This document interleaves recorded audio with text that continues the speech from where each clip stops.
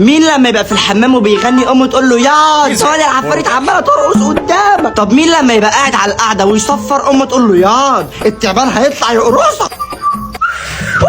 طب مين المؤذي اللي كان بيجيب الشريط دوت ويفك الحبل بتاعه كله؟ كفايه كفايه يا ابن الع. طب مين كان بيعمل نفسه جامد ويسوق العجله بايد واحده ويشد حيله شويه يسيب ايده الاثنين يروح مكفي على وشه؟ طب مين لما يجي لهم ضيوف ومعاهم عصير او جاتوه مش بيخش يسلم على الضيوف، لا بيخش على المطبخ؟ طب مين في المدرسه كان بيحب يقف على الفصل عشان يسيب البت اللي بيحبها تتكلم وما يكتبش اسمها؟ عيل قرني. طب مين لما كان يتخانق مع اخواته يقولوا له يا ابني انت مش اخونا يا ابني احنا لقيناك قدام باب جامع؟ طب مين كان لازم قبل ما ينام امه تقول له خش يعمل حمام لحسن تعملها على السرير؟ يا امي ما عنديش والله ما عنديش يا حاجه. طب مين لما الكره بتاعته تفرقع مش بيرميها لا بيلبسها طاقيه؟ طب مين لحد دلوقتي عنده الكره المبزوز ديت وبيحبها؟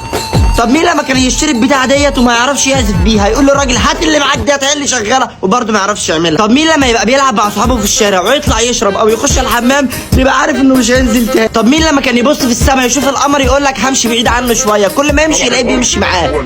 ده بيمشي معاه ايه ده؟ طب مين لما كان يبقى قاعد هو واخواته بيتفرجوا على التلفزيون ويلاقي اسم المسلسل او الفيلم اختفى يقول لهم هيجي اعلان دلوقتي ولا سحر ولا شقه؟ طب مين وهو صغير كان بيبني بيت لوحده جوه البيت بالمخدات والمراتب؟ ده غير اللي كان بيحط المخدات كلها والبطاطين والشلت كلها ويقعد يتنطط عليهم. اللي شاف نفسه في الفيديو يعمل لايك وينور في كومنت، واللي ما شافش نفسه يعمل كومنت وينور في لايك. سلام عليكم وتعالوا انستا يا اخواتي ما تنسوش ها.